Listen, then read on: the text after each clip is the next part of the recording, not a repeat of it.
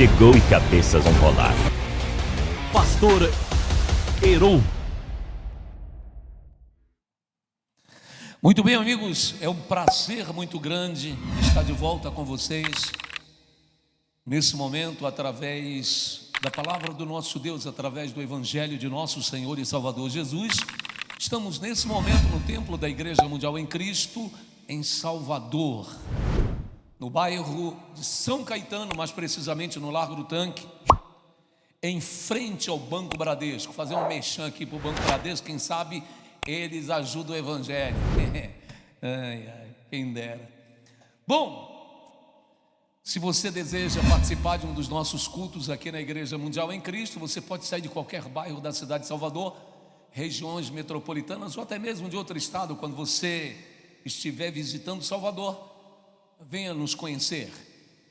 A Igreja Mundial em Cristo está aqui reunida, parte dos seus membros, porque com o advento das chuvas esses últimos dias e o advento do Natal, muitas pessoas até viajam.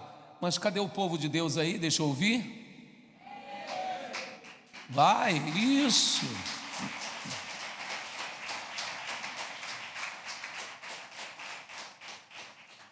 Senão as pessoas pensam assim, ele está fazendo culto na igreja vazia. Então não, o povo está aqui.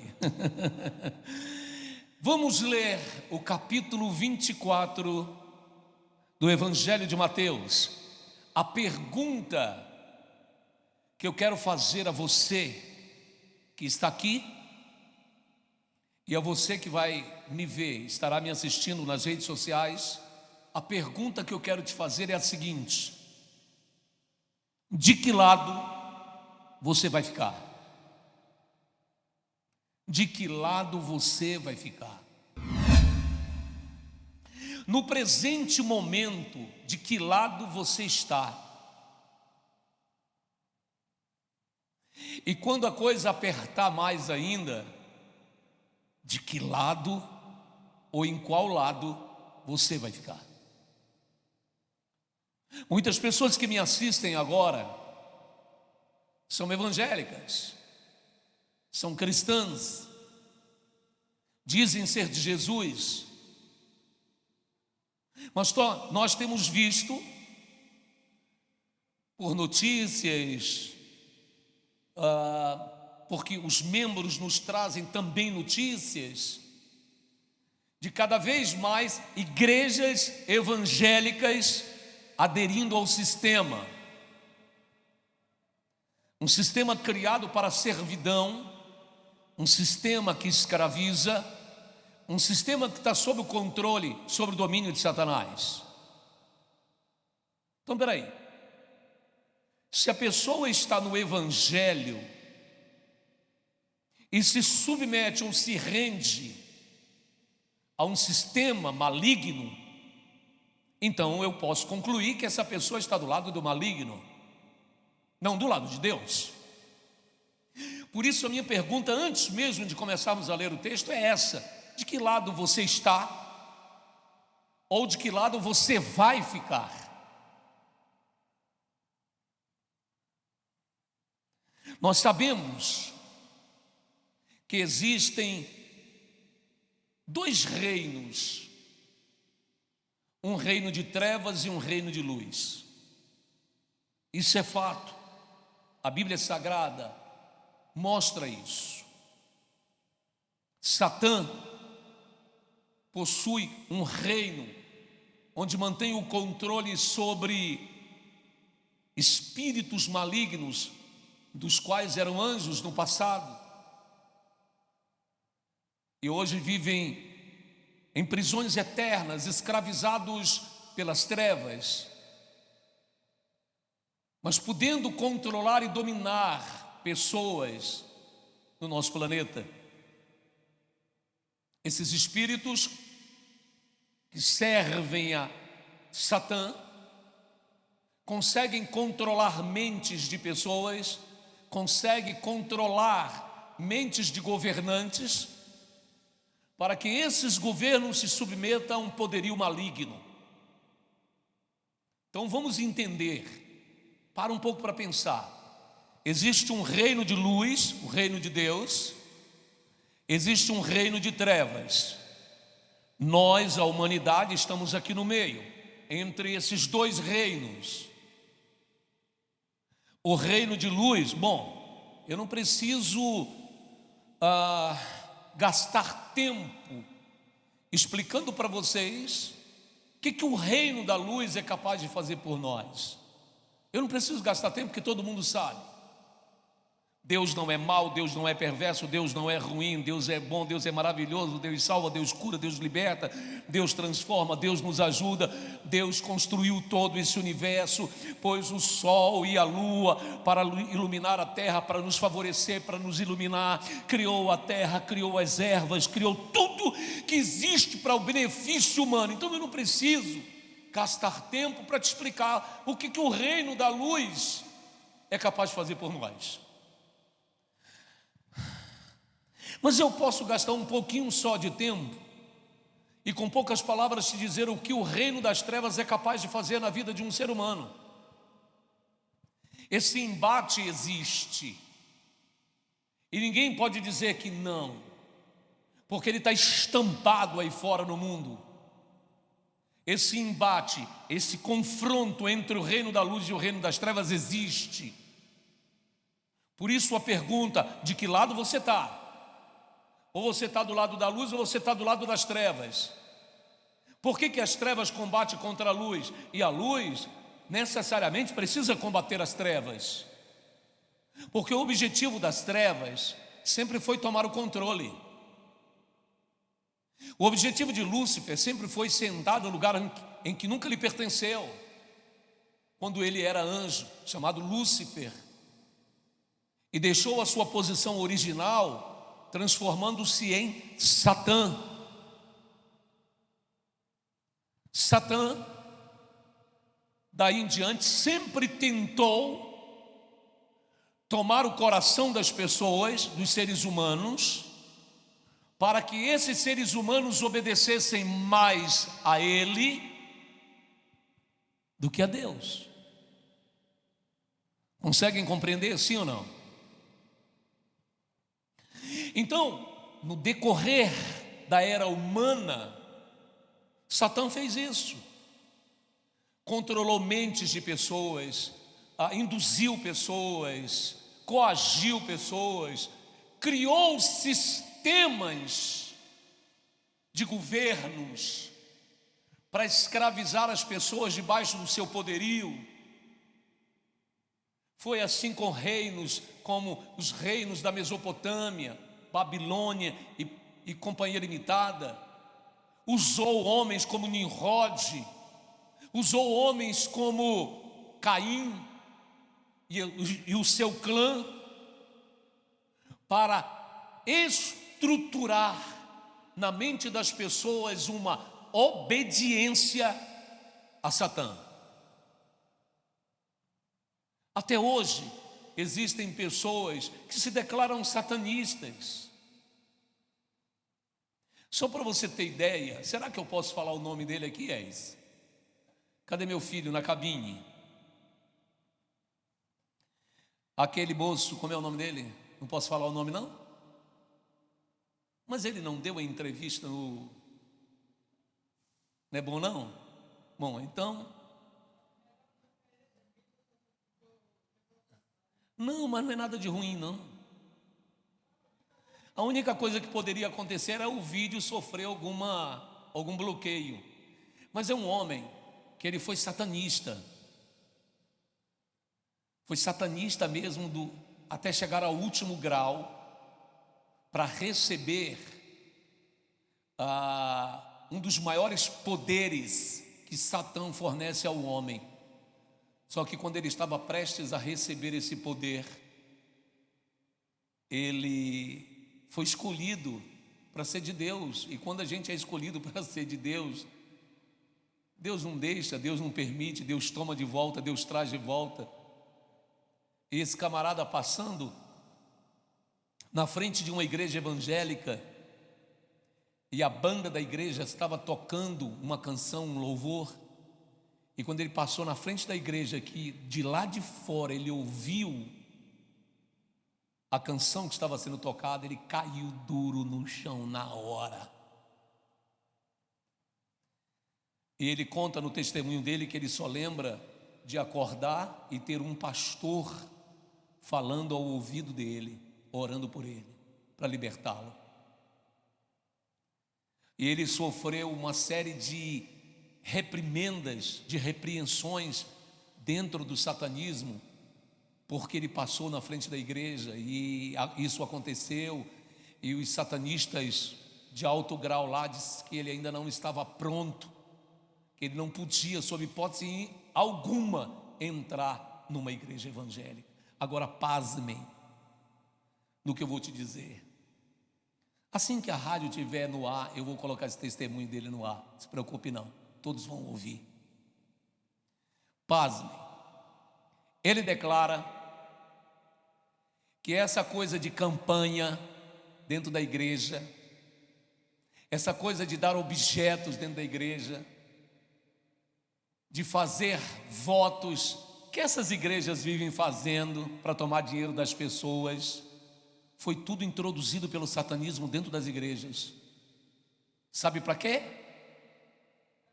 Para desviar a fé das pessoas em Cristo, para fazer com que as pessoas começassem a acreditar naqueles objetos, como óleo, sal, pedra, fita, cajadinho de Jacó e por aí vai. Então as pessoas passariam a direcionar a sua fé nesses objetos e tirariam a sua fé de quem? De Jesus. Quantas vezes eu já preguei, já bati contra isso? Milhares. E esse testemunho desse moço, ele é muito forte. Ele deixa claro que isso foi uma ação do satanismo. Você não tem ideia. Às vezes você vê uma pessoa vindo para a igreja. Eu vou descer aqui, tá? Eu vou descer, não sei se vocês cortam depois, se vocês não cortam. Eu vou descer. Eu não sei como é que está o ajuste aí da câmera, mas eu vou descer.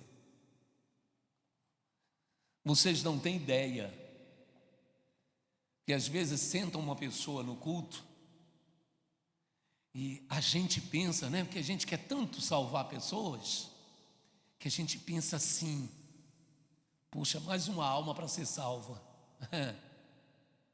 Só que não. Às vezes é um satanista infiltrado.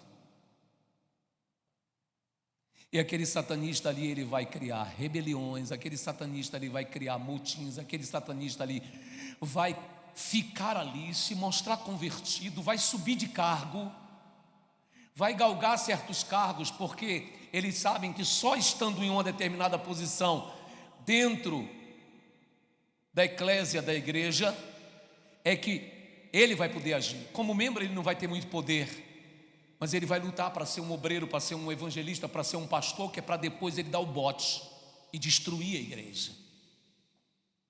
Eu sei que no nosso meio tiveram pessoas satanistas, que tiveram um único e exclusivo desejo de ver essa obra naufragar, mas a obra continua de pé. Amém? Continua de pé.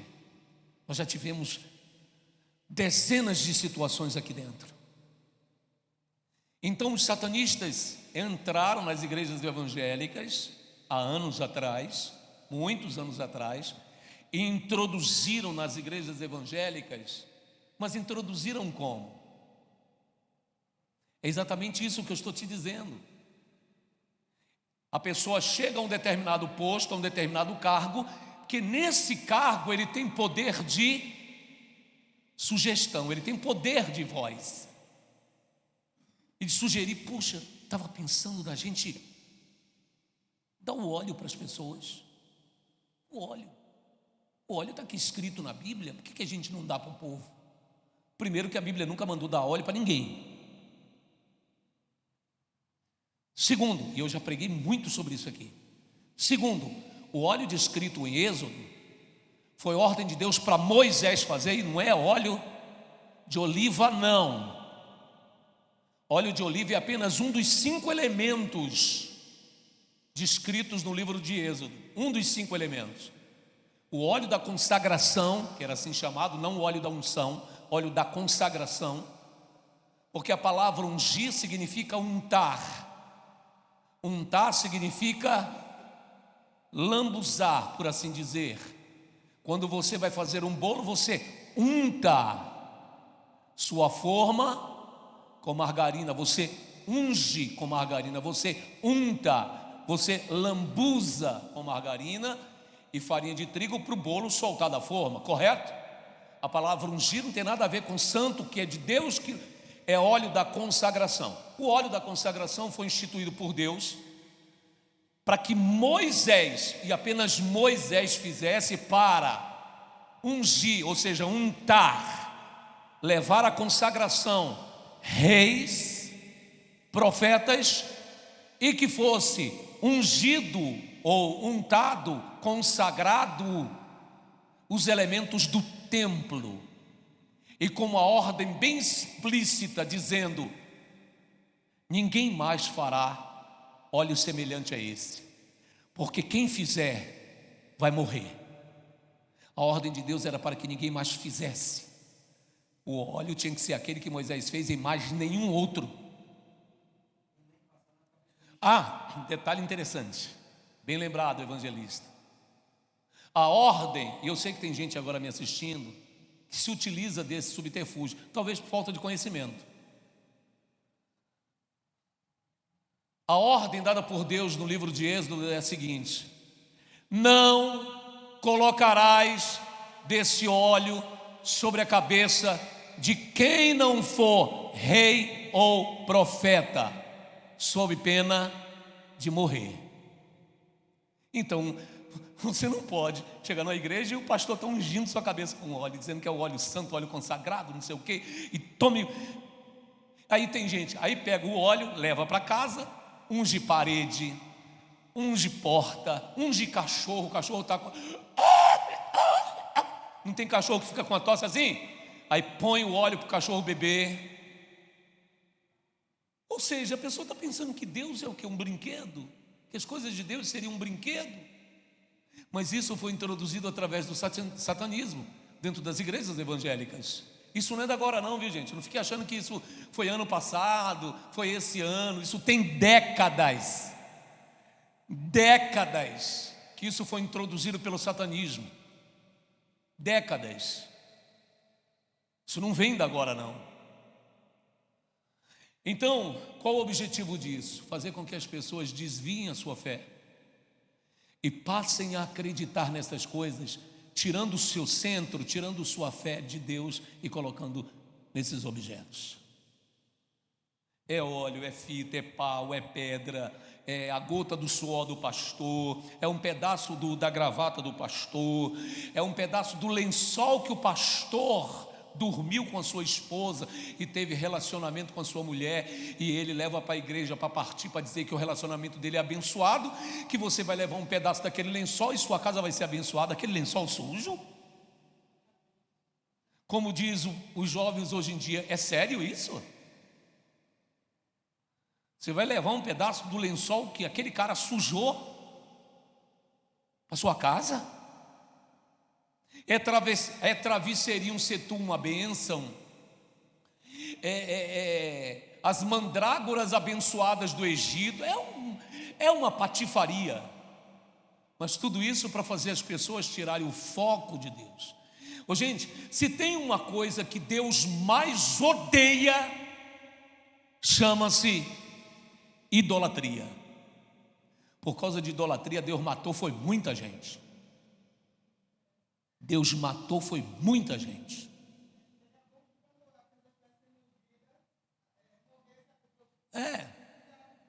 Infelizmente não acontece, né? Mas essas pessoas vão sendo guardadas para que dia? Para o dia do juízo, e aí está vindo. Então, o que acontece? O que acontece? De que lado você está? Existe então um reino de trevas que está lutando para tomar o poder a consciência, a fé, a admiração das pessoas, para que Satã pose como Deus. Você veja que isso é tão sério, e isso é tão certo, que já já nós vamos ler aqui na Bíblia, e a Bíblia mostra que quando o terceiro templo for construído, no lugar onde a mesquita islâmica está, em Jerusalém, o anticristo vai entrar no lugar santo dos santos. O lugar santo dos... Deixa eu dar uma breve explicação como é que funciona. Quais são as dependências do templo de Jerusalém, que fora destruído e que será reconstruído, que faz parte das profecias do final dos tempos. O templo tem um pátio externo chamado átrio exterior. É onde normalmente as pessoas assistem a cerimônia realizada pelo templo. Elas, na maioria das vezes, quem assiste do lado de fora no átrio exterior são pessoas não israelenses. Átrio exterior. Passando do átrio exterior existe uma entrada onde você tem acesso ao lugar santo. É o lugar onde os sacerdotes oficiam o culto a Deus, a adoração a Deus.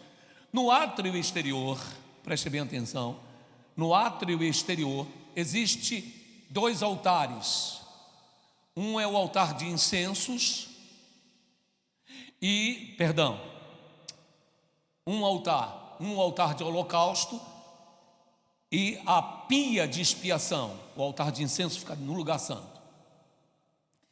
Então, as pessoas que se chegam a Deus, elas precisam levar um animal para sacrifício, uma oferta para oferecer a Deus, para que Deus possa recebê-las.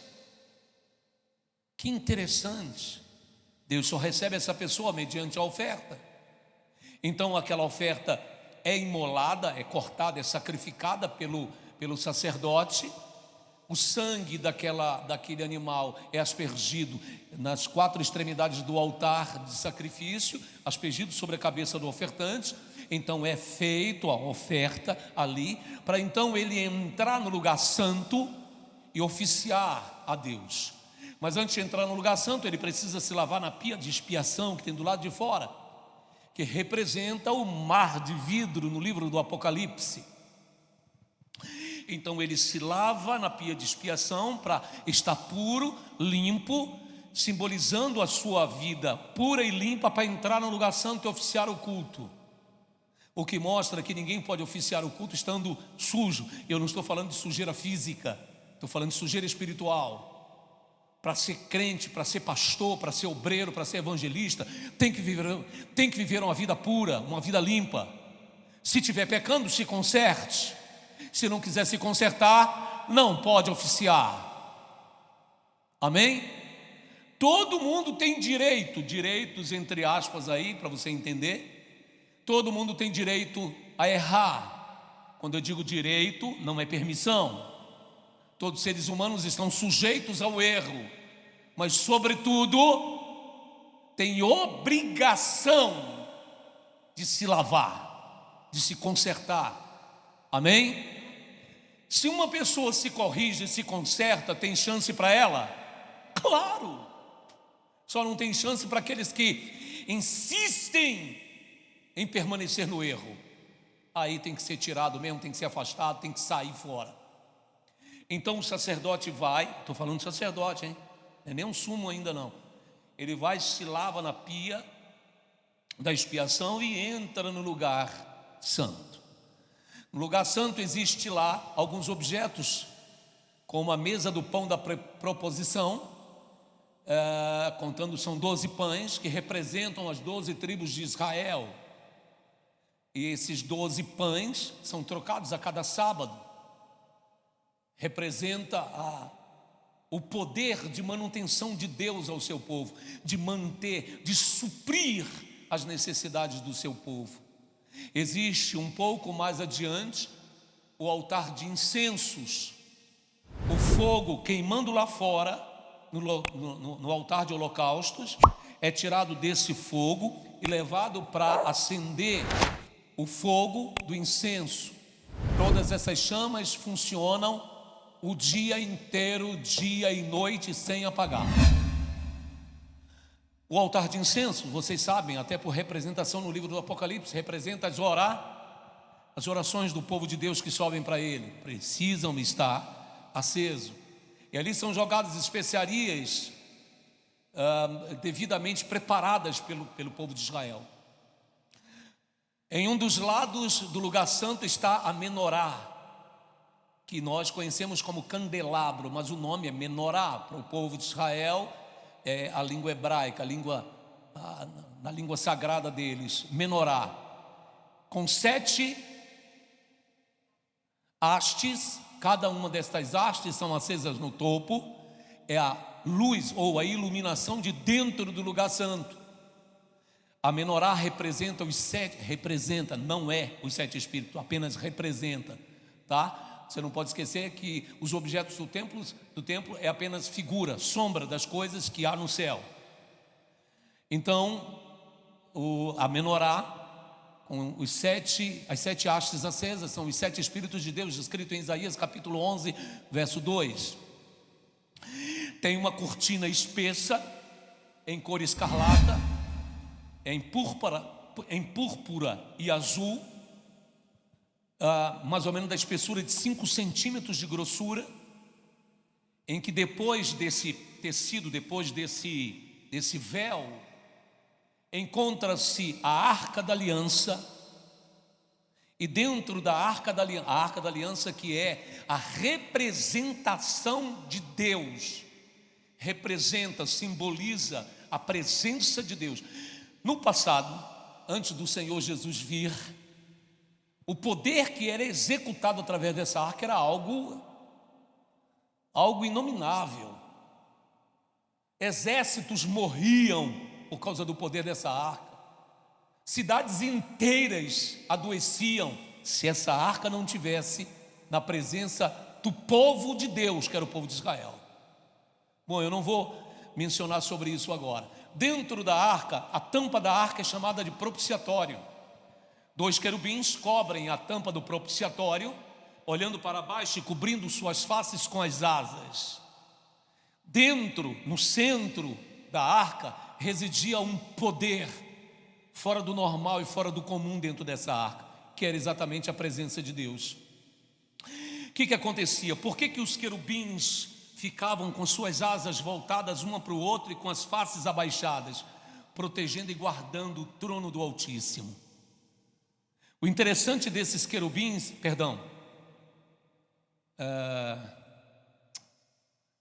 é querubins mesmo, né? O interessante deles, na tampa da arca, eles eram feitos em ouro maciço. A arca era feita em madeira de acácia recoberta com ouro. As paredes do templo todas forradas em ouro, enfim. Quando Israel pecava contra Deus, e Deus, como é que eu posso dizer, se chateava, se revoltava contra o seu povo,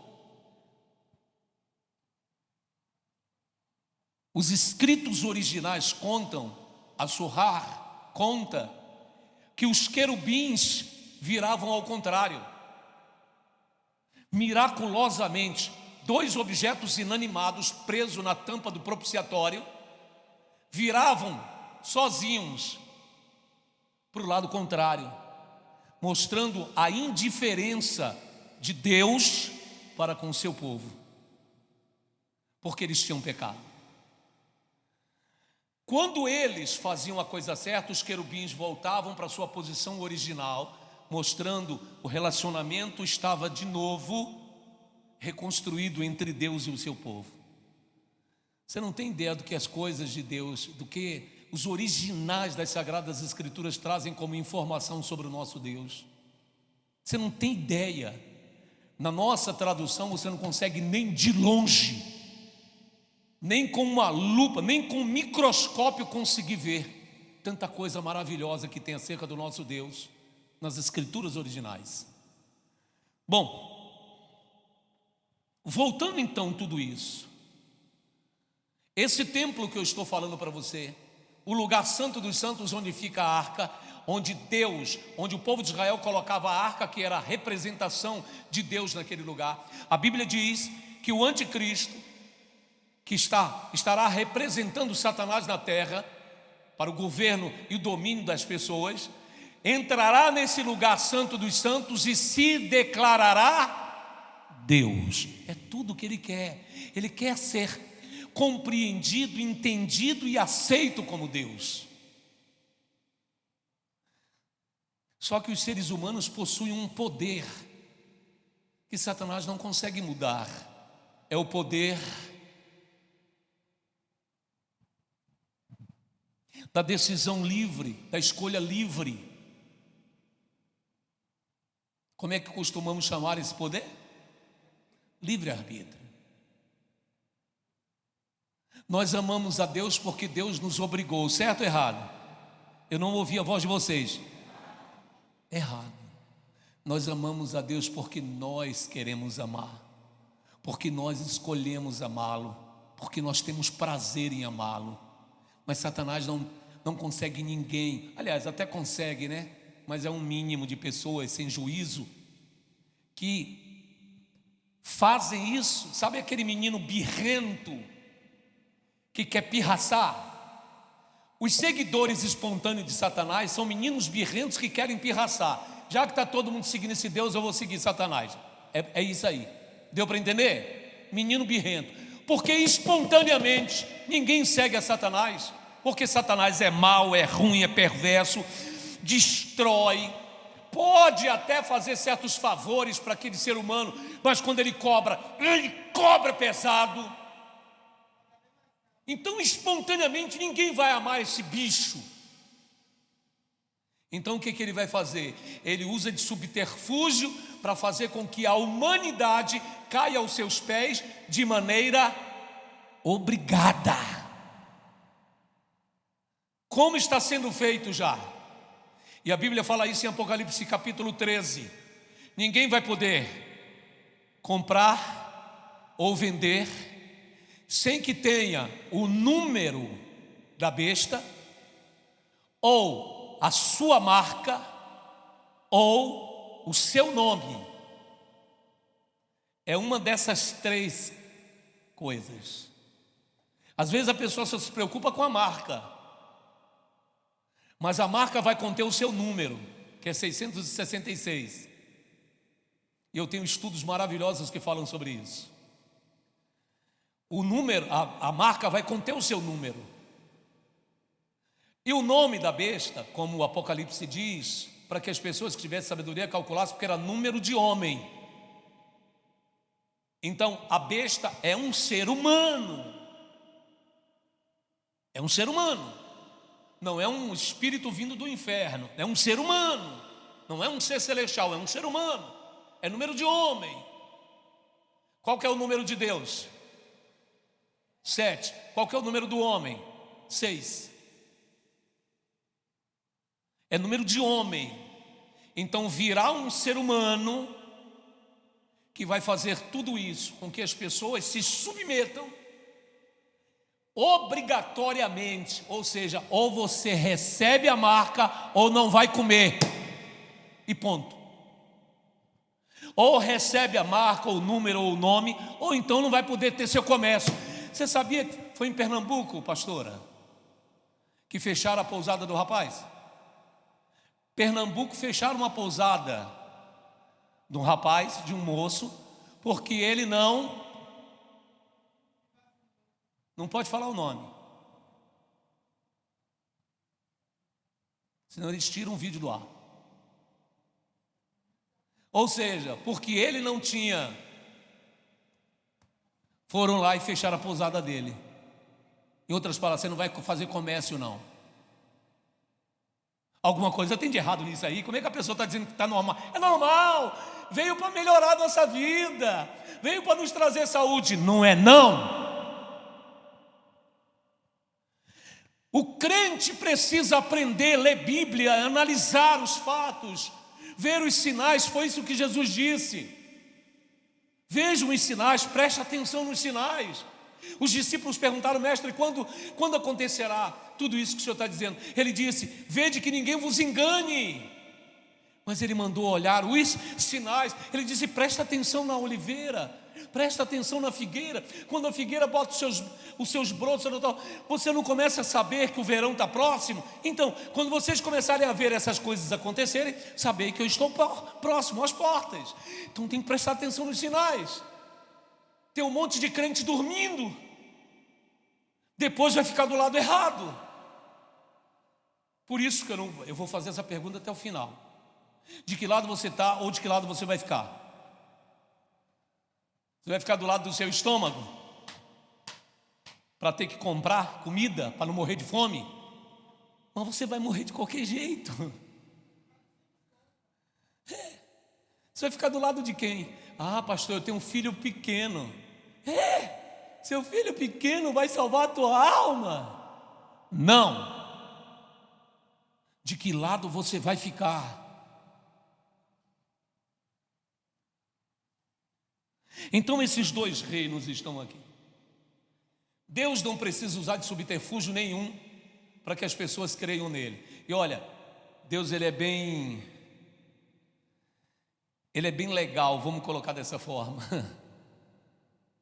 Deus tem todo o poder nos céus e na terra. Podia fazer todo mundo cair de joelho. Caia de joelho agora. Eu sou o Todo-Poderoso, cai de joelho. Deus podia fazer isso. Mas Ele não faz, porque Ele respeita a sua livre decisão. Deu para vocês entenderem, sim ou não? Quando Deus colocou Adão e Eva no jardim do Éden, Deus deu livre-arbítrio para ele, livre decisão, e disse assim: vocês não podem comer aquele, está vendo aquela árvore ali? Pega não. E Deus deixou. Deus não sabia o que ia acontecer? Sabia. Mas Deus precisava deixar que eles escolhessem por vontade própria. Satã veio através da serpente e induziu Eva. Mas ela podia ter dito o quê? Não. Mas ela disse sim. Comeu e ainda fez um papel melhor do que a serpente, levou para o seu marido. E o marido podia ter dito: não, mulher, você é louca, você não sabe que o pai disse para não mexer ali? Mas ele, por causa da mulher, ou seja, Adão, um bocó, seduzido pelas curvas de Eva, comeu do fruto. E deu no que deu. Mas Satanás, ele não pensa no livre-arbítrio, ele está pouco se lixando se você quer escolher ou não, ele vai obrigar. Obrigar.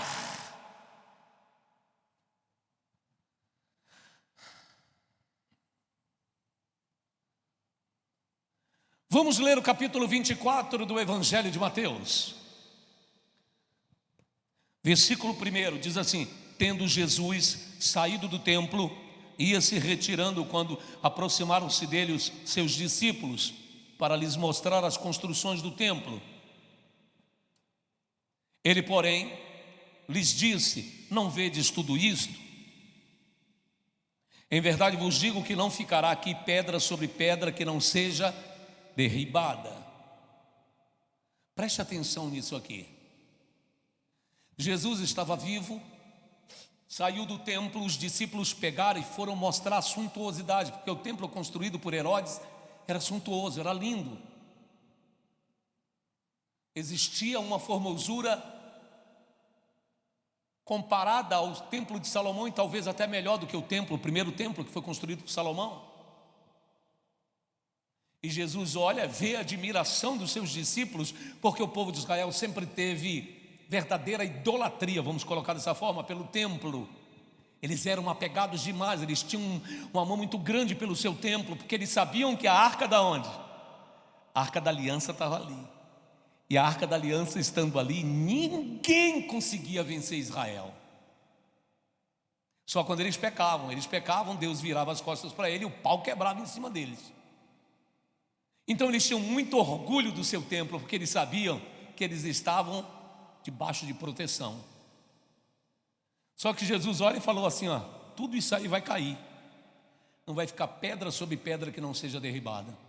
E de fato, 70 anos depois, Jerusalém foi sitiada, foi tomada, e o templo inteiro demolido.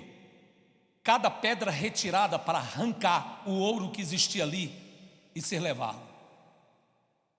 Desse dia que Jesus fala até o templo ser demolido, 70 anos depois, é chamado de o princípio das dores.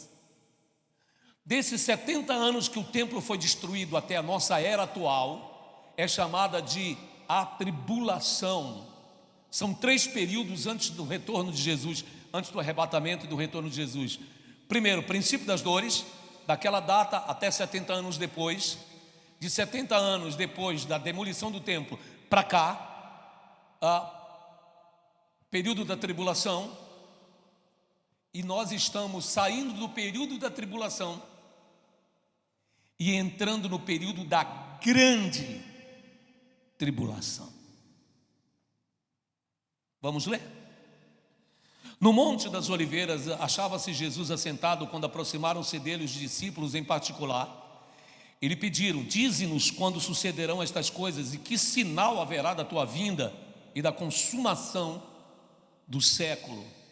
Você sabe o que é consumação do século? Deixa eu falar uma coisa aqui para vocês e para você que está me assistindo.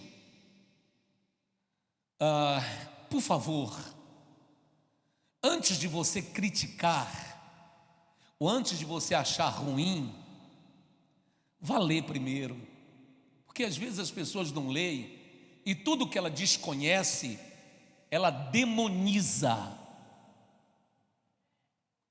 Tudo que ela não entende, ela transforma em demônio. E o cristão, ele é bem assim, o evangélico, ele é bem assim. Aquilo que ele não vê na nossa tradução bíblica, é do diabo.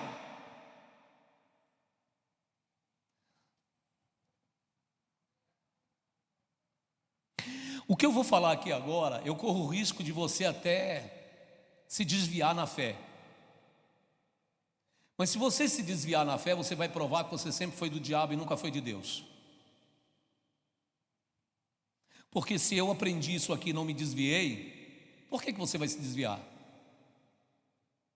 É porque você não é de Deus mesmo. E toda pessoa que não é de Deus e ela está dentro de um templo evangélico, ela só espera um motivo para poder sair e dar a desculpa: eu saí por causa disso. Não, você saiu porque era do diabo.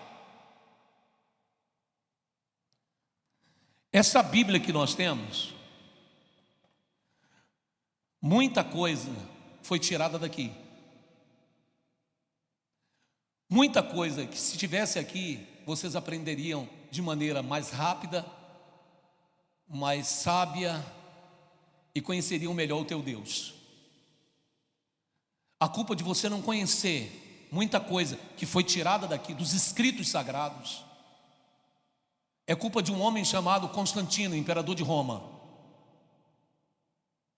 que, por ordem de Satanás, disse que se converteu ao evangelho naquela época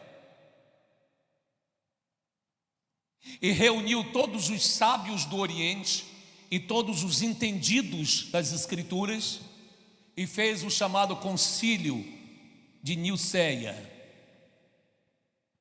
Nesse concílio, eles pediram, por ordem do imperador, que reunisse todas as escrituras sagradas que eles tinham, tudo que eles tinham recebido do próprio Deus, através de Moisés e através dos antigos profetas, e passasse um pente fino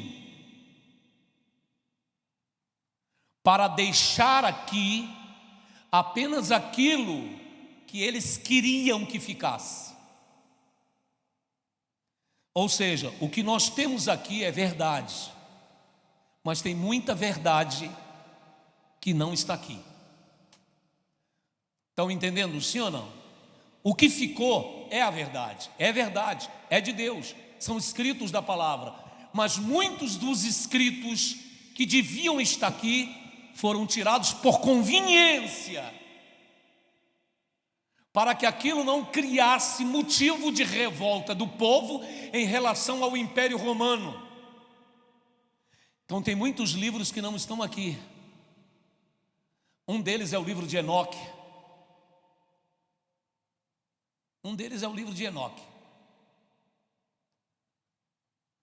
Tem Apocalipse de Salomão, que não está aqui. Tem Apocalipse de Adão, que não está aqui. Tem livro de Tomé, que não está aqui. Tem muitos escritos que não estão aqui, que foram chamados de apócrifos. Apócrifos porque contrariava o poderio de Roma. Então, nesse concílio de Nicéia, eles subtraíram. Não, isso deixa, isso tira. Não, isso aqui pode deixar, não tem problema não. Mas isso aqui, não, se botar isso, se o povo souber disso aqui, não, tira. Deu para entender? Por isso que é fundamental a gente recorrer aos originais. Talmud, Cabalá, Sorrar e tantos outros escritos sagrados, para entender melhor o que a gente não tem aqui. Então vamos lá, quando eu disse para vocês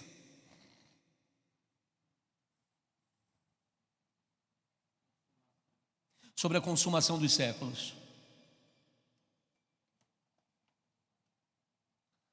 Você sabe qual era o nome do século que Jesus vivia? A era de peixes.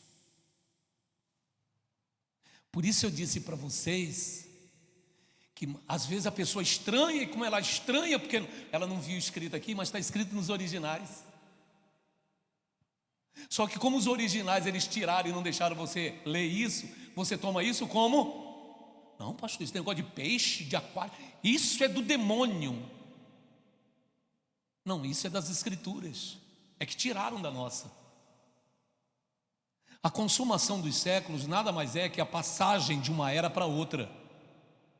A era que Jesus estava vivendo, até 2, 3 anos atrás, que houve a mudança do alinhamento dos planetas, e eu falei isso aqui para vocês, a gente estava lá em cima, acho que tem uns 4 anos, a gente ainda estava na outra sede, quando houve o alinhamento dos planetas. Lembra?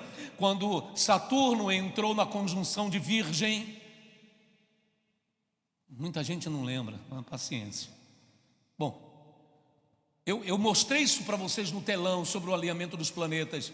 Era a mudança de era. Acabava a era de peixes e estava entrando a era de aquários.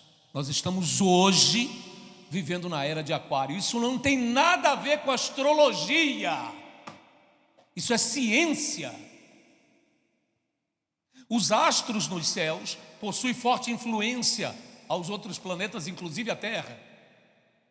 E uma das coisas que Jesus bem disse em sua palavra era para que a gente olhasse para as estrelas dos céus, porque nós viríamos os sinais lá.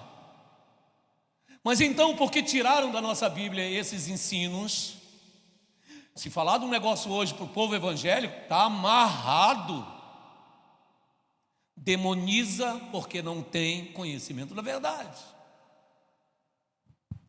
Bom, então quando Jesus falou sobre a consumação dos séculos, não é sobre o final, vai acabar tudo, acabou os séculos. Não é isso não.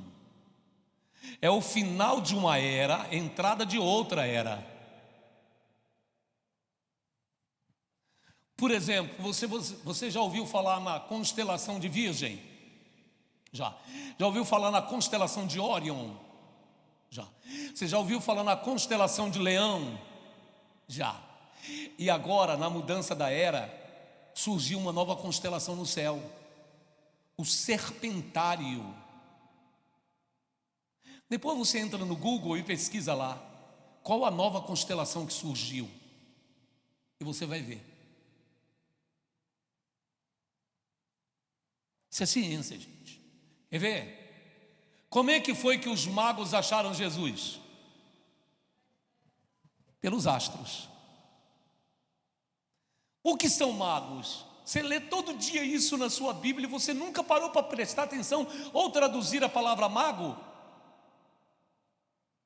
Água quem mexe com magia. Você nunca parou para ler? Os 3 reis magos. Como é que eles descobriram o nascimento de Jesus? Porque eles investigavam os astros. É ciência os astros.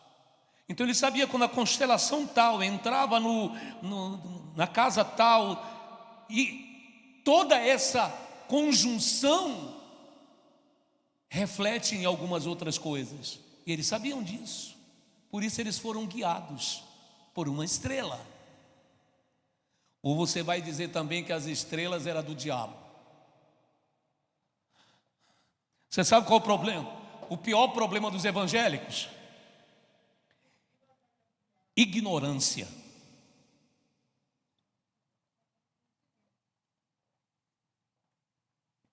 Mas ignorância é isso, falta de conhecimento. Não é ignorância de ser estúpido. Ser estúpido é uma coisa, ignorância é outra. O evangélico é ignorante, infelizmente. O evangélico é ignorante. Ele só quer o retete, olha o manto. Por isso que é enganado. Por isso que é ludibriado. Terra! Que raio de terra é esse que eu ainda não entendi? Por que esse povo fala terra? E cai na maca. Oh, a irmã está na maca. Fazendo o que na maca? E a dança do Espírito. Espírito Santo, o Espírito do Deus Todo-Poderoso. É dançarino? Você não tem ideia de quem é Deus, para achar que Deus vai estar dançando por aí. Isso sim é heresia. Então, no versículo 4 diz assim: e ele lhes respondeu: vede que ninguém vos engane, porque virão muitos em meu nome dizendo eu sou o Cristo, e enganarão a muitos. E certamente ouvireis falar de guerras e rumores de guerras. Vede, não vos assusteis, porque é necessário assim acontecer, mas ainda não é o fim. Porquanto se levantará nação contra nação, reino contra reino, haverá fomes e terremotos em vários lugares. Porém, tudo isso é o princípio das dores, está vendo? Então sereis atribulado. Bom, o início do princípio das dores começaria daquele ponto até 70 anos depois, quando Jerusalém seria invadida, sitiada e derrubaria um templo. Desse ponto em diante começaria a tribulação. A tribulação então começa aqui no versículo 9. Então sereis atribulados e vos matarão. Sereis odiados de todas as nações por causa do meu nome. É o tempo que a gente está vivendo hoje, tá? O tempo da tribulação. Começou 70 anos depois que Jesus profetizou a destruição do templo, vindo em nossa direção. Então tem 1900, pouco mais de 1930 anos de tribulação. Sereis odiados de todas as nações por causa do meu nome. Nesse tempo muitos hão de se escandalizar. Tem acontecido isso? No período da tribulação? Tem. Se escandalizar, trair, odiar uns aos outros. Levantar-se-ão muitos falsos profetas e enganarão a muitos. Isso aqui não tem acontecido não. É ou não é verdade? Tem não, né? Ai, ai. E por se multiplicar a iniquidade, o amor se esfriará de quase todos. O amor tem se esfriado de quase todos? Tem. Em plena pandemia, as pessoas aplicando golpe para tomar dinheiro das outras pessoas, coitadas. É possível. Aquele, porém, que perseverar até o fim, esse será salvo. E será pregado este evangelho do reino por todo o mundo para testemunho a todas as nações, e então virá o fim. Então observa que é dentro do período da tribulação que o evangelho será pregado a todas as nações do mundo. E nós estamos vivendo isso. O advento, né? Isso mesmo. O advento da internet possibilita que o evangelho seja visto e ouvido em qualquer parte do planeta, até nos lugares mais remotos, através de conexões via satélites. Então o evangelho tem sido pregado em todos os cantos do mundo. Jesus não disse que as pessoas iriam se converter. Jesus disse que o evangelho precisava ser pregado. E isso é fato. Exato. Agora vem o período da grande tribulação. Quando, pois, virdes, quando vocês virdes o abominável da desolação, ele está se referindo ao anticristo. Quando vocês virem o anticristo, de que falou o profeta Daniel no lugar santo, então ele vai entrar no lugar santo. Já expliquei aqui nesse instante qual era o lugar santo. Quem lê entenda. Verso 16: então os que estiverem na Judeia, faz o quê? Fujam para os montes. Vamos dar uma paradinha aí para você entender. Por isso eu fiz a pergunta: de que lado você vai estar? Porque esse homem que vão aclamar como Deus e vão ovacioná-lo como se ele fosse nós temos, são 7 maravilhas do mundo, né? Como se ele fosse a 8ª maravilha do mundo e fosse o salvador da pátria ou o salvador do mundo. Esse homem será idolatrado, amado e adorado como Deus. A pergunta é: e você vai ficar de que lado? Para não morrer de fome, você vai se aliar? Você vai se curvar ao que o governo vai mandar você fazer? De que lado você vai ficar? Do lado esquerdo aqui, que eu dei o exemplo do reino de trevas, ou do lado direito aqui do reino da luz? No reino da luz talvez você fique sem poder comprar no supermercado, sem poder ir a um lugar ou outro, viajar de avião para ver os parentes, porque você não vai ter a marca deles, mas você vai ter o suporte dado pelo reino celestial, e além de tudo, a vida eterna depois da sua morte. Do lado de cá você vai poder viajar, você vai poder ir no jogo de futebol, porque você vai ter a sua carteirinha, você vai ter a marca deles, você vai poder passar em um scanner de um aeroporto e identificar que você está devidamente marcado.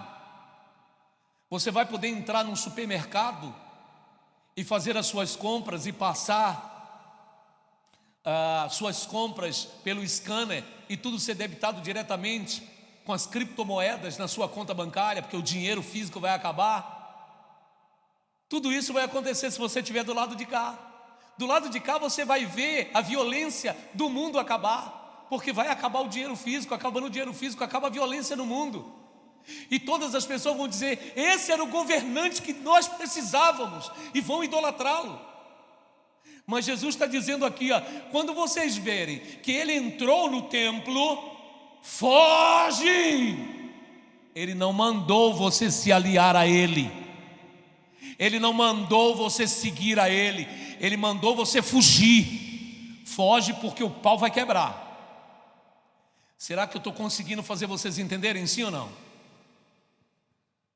Então os que estiverem na Judeia fujam para os montes. Quem estiver sobre o eirado não desça para tirar de casa alguma coisa. Quem estiver no campo não volte atrás para buscar a sua capa. Ai das que estiverem grávidas, das que amamentarem naqueles dias. Orai para que a vossa fuga não se dê no inverno, nem no sábado, porque nesse tempo haverá grande tribulação, como desde o princípio do mundo até agora não tem havido, nem haverá jamais. Não tivesse aqueles dias sido abreviados, ninguém seria salvo, mas por causa dos escolhidos, tais dias serão abreviados. Aí você me pergunta: pastor, mas a igreja vai estar aqui quando o anticristo chegar? Vai. Mas por um período de tempo é necessário que isso aconteça, mas o arrebatamento vai acontecer. Só que o arrebatamento acontece, a igreja sobe, uma parte da igreja fica. Eu preguei sobre isso aqui na última quarta-feira. Quando você ficar, se você for escolhido para ficar, não pense que você foi rejeitado, a menos que você esteja errado. Se você estiver vivendo uma vida errada, certamente você vai ser rejeitado. Você não vai subir mesmo não. Agora, se você estiver vivendo uma vida em comunhão com Deus, uma vida correta, e você ficar, não é porque você foi rejeitado, é porque o Pai precisa de você aqui embaixo. Deus vai precisar de homens e de mulheres aqui embaixo para seguir a sua palavra. A palavra dele tem que ser pregada. Porque a própria Bíblia diz assim: como saberão se não há quem pregue? E a Bíblia diz que uma boa parte das pessoas vão se converter no período da grande tribulação. E o próprio Apocalipse mostra as almas que estavam debaixo do altar. João pergunta: de quem são essas almas? E o anjo diz: são as almas dos que vieram da grande tribulação. Ou seja, vai ter muita gente morta pelo anticristo. Pessoas que encontraram com Jesus, entregaram a vida para Jesus e serão mortas pelo anticristo no período da grande tribulação. E quem é que pregou para essas pessoas? Deus vai precisar de pessoas aqui embaixo para pregar. Nós sabemos porque Apocalipse também diz que quanto mais as pragas vierem, mais as pessoas irão blasfemar contra Deus. Mas em meio a todas essas pessoas que blasfemarão contra Deus, vai existir um grupo muito grande de pessoas que vão entregar a vida para Jesus, vão reconhecer que é obra do Todo-Poderoso. Amém? Então, se Deus te escolher, você vai ter que ficar. Agora, se Deus vê que você é um Zé d'água,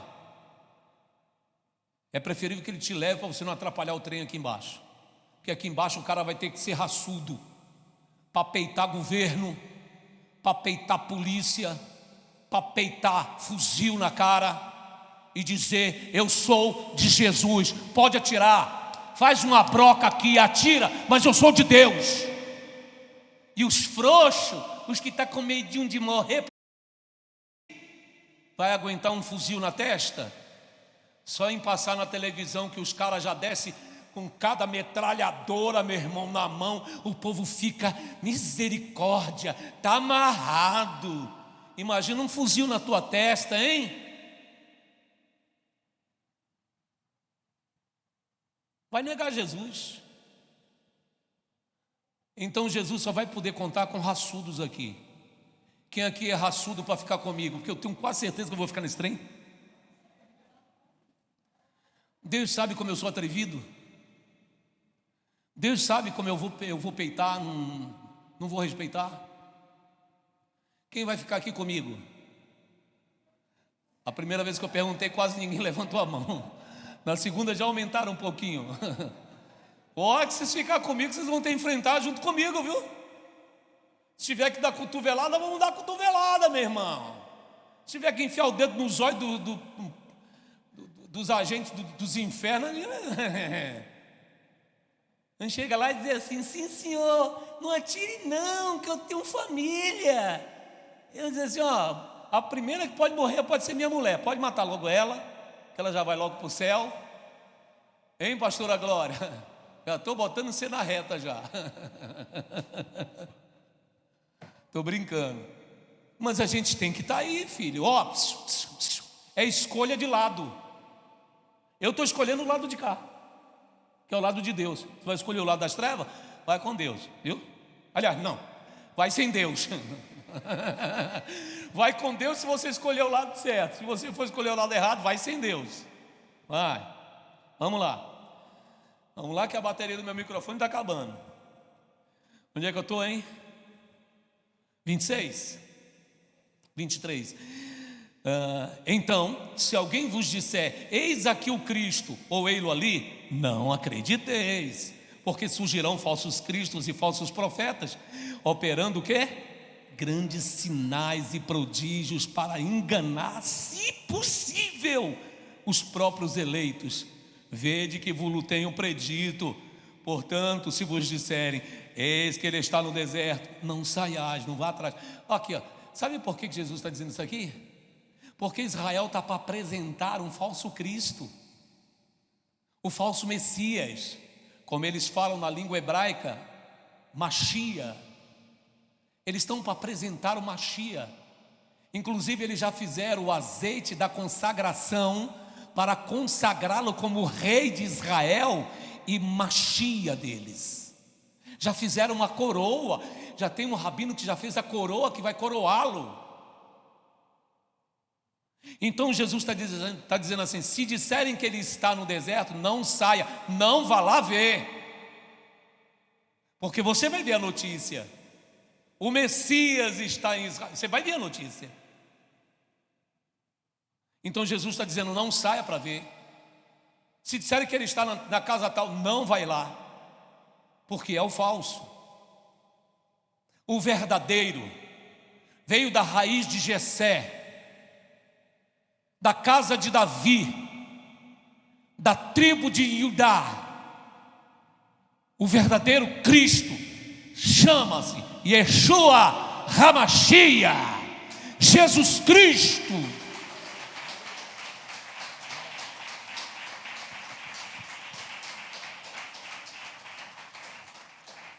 Para quem não sabe, Yeshua HaMashiach é o nome dele. Mashiach, Messias, Jesus Cristo. Yeshua é o nome dele em aramaico. Amém? O Messias é Jesus. Portanto, se vos disserem: eis que ele está no deserto, não saiais, ou ele no interior da casa, não acrediteis, porque assim como o relâmpago sai do oriente e se mostra até o ocidente, assim há de ser a vinda do Filho do Homem. Onde estiver o cadáver, aí se ajuntarão os abutres. Eu sou de Jesus. Quem é de Jesus aí comigo, levanta a mão. Você que está me assistindo em casa é de Jesus, levanta a mão. Eu sou de Jesus. Eu sou de Yeshua HaMashiach. Eu abraço o reino da luz e rejeito o reino das trevas. De que lado você está? Responda você que está me assistindo essa pergunta: de que lado você está e de que lado você vai ficar? Se você quer estar do lado certo, venha para cá, venha para a Igreja Mundial em Cristo aqui em Salvador. Coloque lá no Google Igreja Mundial da Paz em Cristo e você vai achar o nosso endereço. Em frente ao Banco Bradesco. Aqui chama-se de Cidade Refúgio. Venha se refugiar conosco. Nós somos a resistência.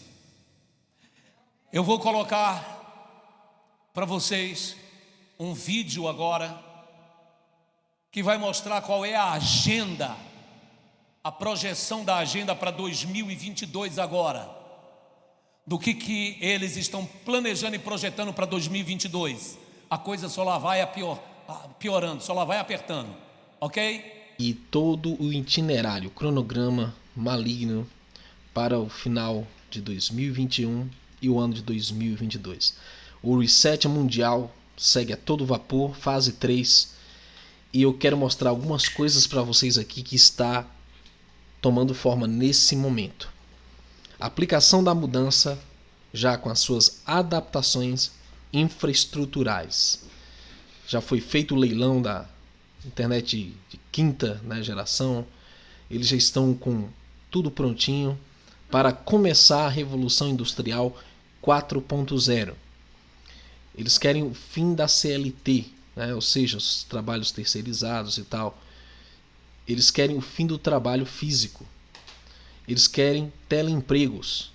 Eles querem automatização total. Por quê? Porque eles vão controlar tudo, né? É a internet de quinta geração padronizada, né? Justamente para ter esse rastreamento, esse monitoramento total. Estrutura interligada, fim do dinheiro físico. Provavelmente em 2022, o dinheiro físico, a moeda, né, o papel moeda, vão virar poeira, vão virar pó. Porque eles vão estabelecer de vez o sistema digital. Eles querem quebrar os caixas eletrônicos, eles querem acabar com todo esse sistema físico. Nós temos também o fim dos bancos, naturalmente, né, com todo esse sistema. Por isso que não vale a pena esperar investir nesse sistema e achar que vai dar muito certo. Crédito digital único, passaporte único, chave key sistêmica, que é o que, meus irmãos? Para ter acesso, você vai ter que ter essa chave. Para receber pagamento, para trabalhar, para viver nesse sistema maldito, você vai ter que ter a chave de acesso sistêmica. E nós sabemos do que ela deriva, né? A acessibilidade híbrida, ou seja, ela é humano e tecnológica, né?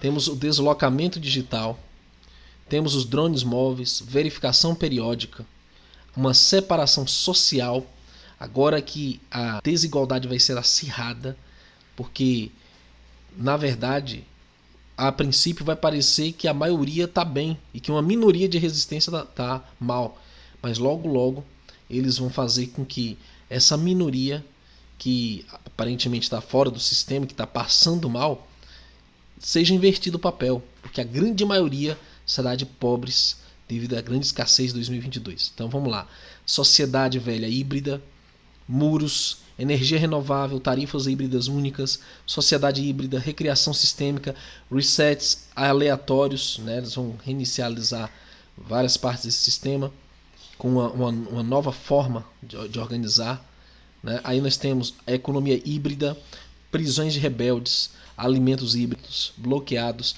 guerra civil, luta pela sobrevivência. Então esse aqui é o itinerário dessa ordem, nova ordem maldita. Isso já foi comprovado, né? Documentos e tudo.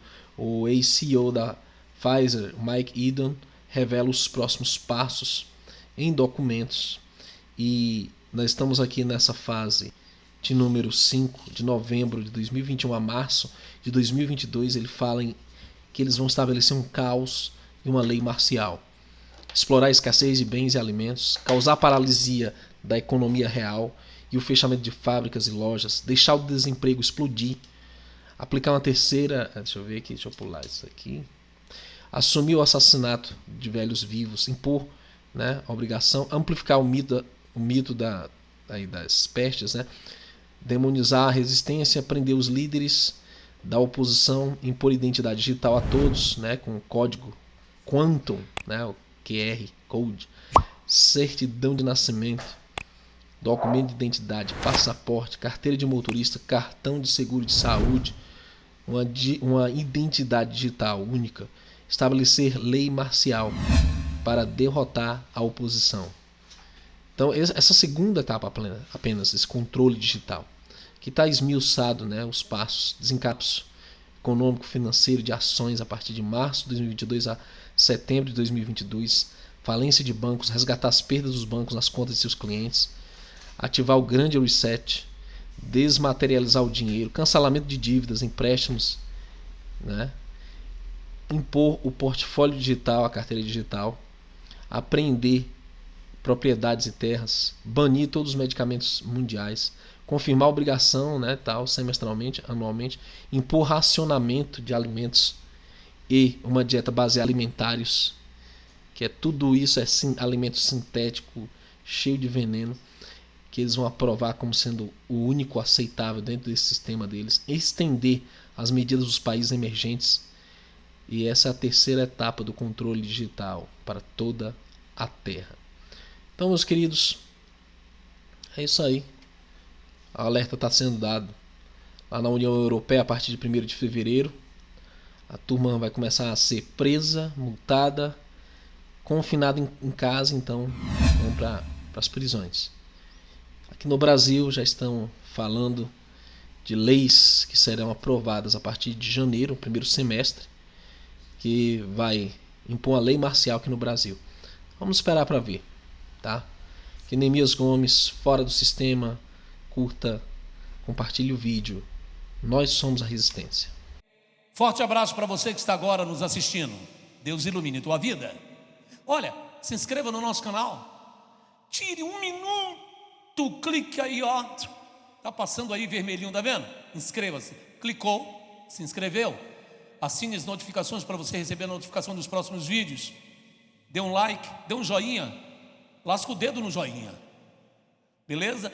E olha, nos ajude com ofertas, porque para manter o evangelho a gente precisa de dinheiro, sim. Infelizmente a gente vive num mundo materialista, num mundo capitalista, e a gente precisa pagar aluguel, pagar equipamentos. Nós precisamos da sua ajuda.